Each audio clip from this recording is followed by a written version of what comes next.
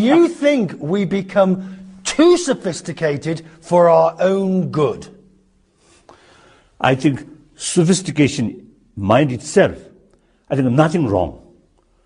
But only sophisticated mind without other mental value, then it becomes sometimes destructive.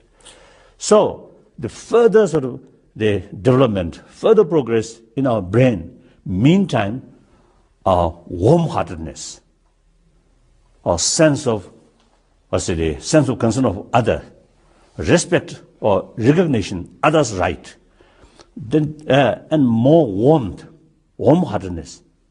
Now, these are, I think, the force which becoming something like, I think, counterbalance our intelligence will not go wrong direction. So, that's my view.